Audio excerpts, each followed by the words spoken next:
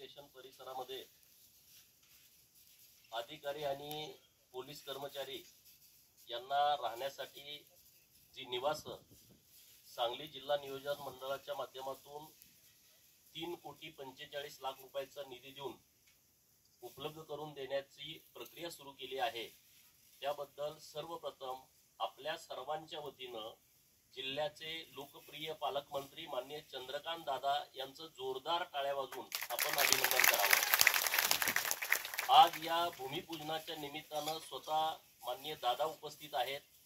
जिल्ह्याचे एसपी साहेब, भोगे साहेब, additional SP madam, प्रांत अधिकारी जत, डीवायएसपी जत, तहसीलदार जत, अप्पर तहसीलदार संघ, माननीय बालगाव मठाचे मठाधिपती माननीय अमृतानंद स्वामीजी महाराज, माननीय डॉक्टर रवींद्र अरळी साहेब, संजय तेली साहेब, या गावचे सरपंच माननीय तेली साहेब, आपल्या पीडब्ल्यूडी खात्याचे एक्झिक्युटिव्ह इंजिनियर माननीय मिरजकर साहेब, माळी साहेब, व्यासपीठावरती उपस्थित सर्व अधिकारी आणि तुम्ही सर्वजण इतक्या मोठ्या संख्येने उपस्थित राहिला त्याबद्दल तुमचं पण मी मनापासून आभार व्यक्त करतो, अभिनंदन करतो।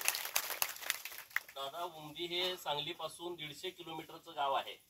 कुठलंही जिल्ह्याला काम करायचं म्हटलं तर इथून 150 किलोमीटर यावं लागतं। आणि आता एसपी साहेबांनी सांगितलं 10 किलोमीटर वरती गेलं का कर्नाटकची बॉर्डर लागते। तिकडं मारामाऱ्या झाल्या का तिकडं जाऊन लपून बसतात, तिकडं मारामाऱ्या झाल्या का इकडं येऊन लपून बसतात। त्यामुळे या पोलीस स्टेशनचा ताण खूप वाढतो आणि म्हणून 100% कर्मचारी इथं कसल्याही परिस्थितीमध्ये आपण एसपी साहेब दिले पाहिजेत। दादानी एसपी साहेबांना सूचना द्याव्यात की जास्तीत जास्त कर्मचारी जतला आणि उमदीला आपण दिले पाहिजेत। दादा, हे परिसर आपण बघितला 9 एकराचा हा परिसर आहे आणि अत्यंत मोक्याची जागा ही पोलीस स्टेशनच्या ताब्यामध्ये आहे।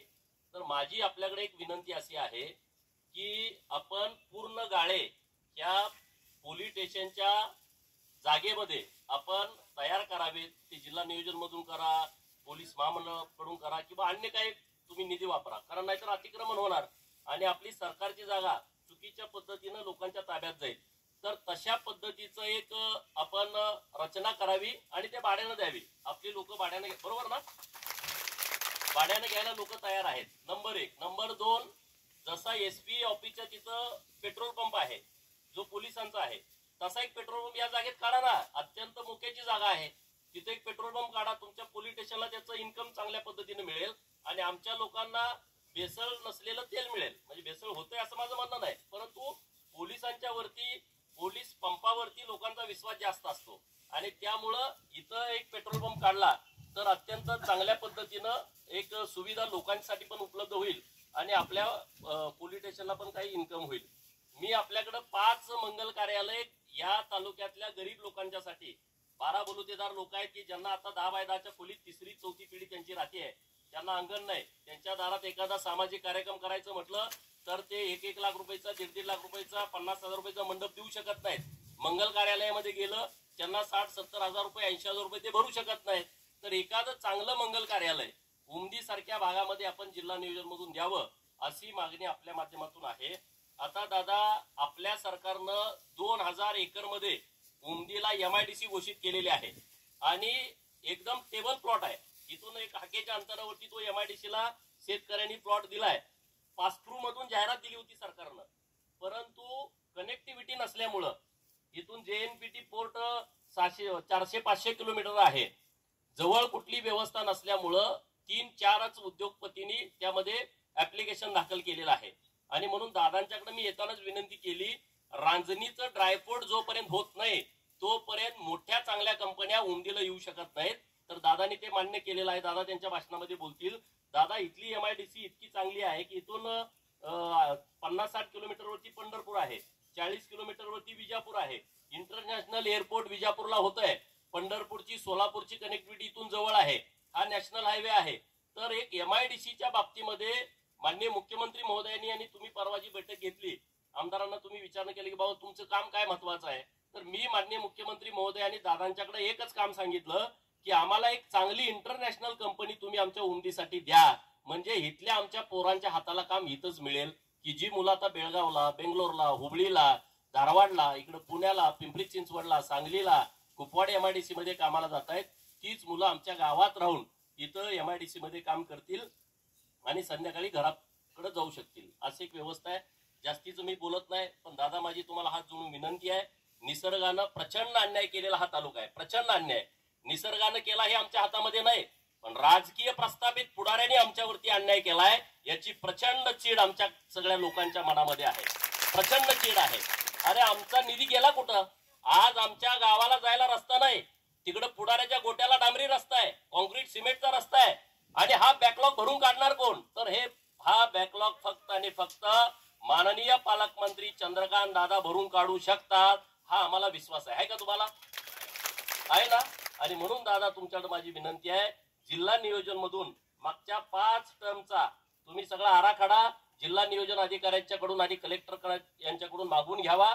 जतला निधी किती आला, वाळव्याला निधी किती गेला, जतला निधी किती आला, सांगलीला निधी किती गेला, जतला निधी किती आला, पलूस कडेगावला किती निधी गेला, तेवढाच आमचा सगळा बॅकलॉग तुम्ही भरून द्या, म्हणजे आमच्या इथला कुठलाच प्रश्न शिल्लक राहणार नाही. आणि तो बॅकलॉग भरून देण्याची हिंमत, धाडस, निर्णय क्षमता ही माननीय चंद्रकांत दादांच्या मध्ये आहे, याचा मला 100% विश्वास आहे. आणि म्हणून तर आता आम्हाला बघा ना, ही इमारत इथं कशी लोक राहणार हे दादांना कळालं. आपला माणूस पालकमंत्री कशासाठी पाहिजे, जगचा विचार करणारा पालकमंत्री का पाहिजे, ते दादा आहेत. म्हणून आता इथं 3,45,00,000 रुपये आपल्याला मिळाले. दादा पोलीस स्टेशनची इमारत सुद्धा नवीन बांधण्याची आवश्यकता आहे. मला वाटलं SP साहेबांनी की पोलीस महामंडळाकडे त्याचा प्रस्ताव पाठवलाय, तर नक्की ती पण मला कधी पडेल ती सांगता येत नाही. मी परवा तिकडे गेलो होतो, बिदाड तिरकं झालंय, म्हणजे ही वस्तुस्थिती आहे. आणि म्हणून दादा या सगळ्या विषयामध्ये लक्ष घालून आम्हाला पोलीस स्टेशनची इमारत कसल्याही परिस्थितीमध्ये महामंडळाच्या वरच्या अधिकाऱ्यांना तुम्ही बोलावं, ती मंजूर करून देण्यात यावी.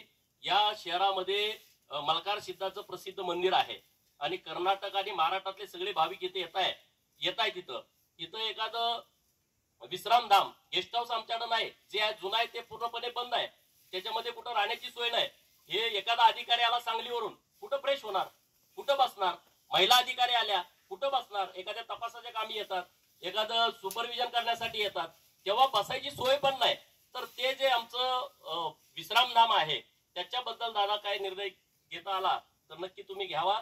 जास्तीचं मी बोलत नाही, परंतु मनापासून चंद्रकांत दादांना मी धन्यवाद देतो की त्यांनी या निवासस्थानाच्या साठी, कारण उमदीला पोलीस बदली म्हणजे शिक्षासाठी टाकला जातो अशी एक भावना लोकांच्या मध्ये तयार झाल्या. तिकडे कुठं काही चूक झाली त्याला पाठवा उमदीला, तिकडे काही चूक झाली त्याला पाठवा आटपाडीला. आता आम्हाला असं नको आहे. अधिकाऱ्याला वाटलं पाहिजे की मला उमदीला काम करण्यासाठी जायचं आहे आणि त्यासाठी लागणाऱ्या सगळ्या भौतिक सुविधा या जिल्हा नियोजनच्या माध्यमातून उपलब्ध होतील आणि ते दादांनी करावं असं मी एकदा दादांच्याकडे विनंती करतो. दादांचं परत एकदा जोरदार टाळ्या वाजून आपण स्वागत करावं की आज दादांचा मॅरेथॉन दौरा आहे.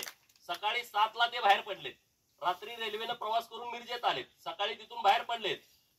कवटेमंकाळ शहरातले 4 कार्यक्रम करून हा 5वा कार्यक्रम आहे. इथून जाडर बोबलात, परत जत मध्ये वन विभागाच्या कार्यालयाचं लोकार्पण आहे, परत जतच्या शहराला पाणी पुरवठा योजना आहे त्याचं भूमिपूजन आहे, परत ते खानापूरला जाणार आहेत, उपकेंद्र शिवाजी विद्यापीठाला दिलंय. असं दिवसभर दादांचा दौरा, परत 5 ठिकाणी विट्यात भेटी आहेत. म्हणजे पूर्ण वेळ आपल्या जिल्ह्यासाठी देणारा पालकमंत्री हा आपल्याला पहिल्यांदा लाभलाय. त्यांचा मतदारसंघ जरी पुण्यात असला, त्यांचं मूळ गाव जरी कोल्हापुरात असलं, तर सांगलीसाठी जास्तीत जास्त वेळ दादा हे आपल्या जिल्ह्याला देत आहेत. त्याबद्दल त्यांचं मनापासून धन्यवाद व्यक्त करतो. आणि बेदाना व्यापारी आमचे शेतकरी सगळे आलेले आहेत आणि नेपाळ मार्गे जो आयात बेदाना होतोय बेकायदेशीरपणे, त्याचं एक निवेदन दादांना देण्यासाठी ते सगळे शेतकरी आलेले आहेत. इथं सगळे बेदाना मोठ्या प्रमाणामध्ये शेतकरी त्याचं उत्पादन करतात. 300-350 रुपये बेदाण्याला दर मिळायच्या ऐवजी तो 110, 20, 30, 40 रुपयानं मिळतोय. तर माननीय दादा नक्की केंद्रीय मंत्री महोदयांशी बोलतील हे मी शेतकऱ्यांना आश्वस्त करतो आणि थांबतो. मला बोलण्याची संधी दिली त्याबद्दल पोलीस प्रशासनाचं मी मनापासून आभार व्यक्त करतो. धन्यवाद आमदार.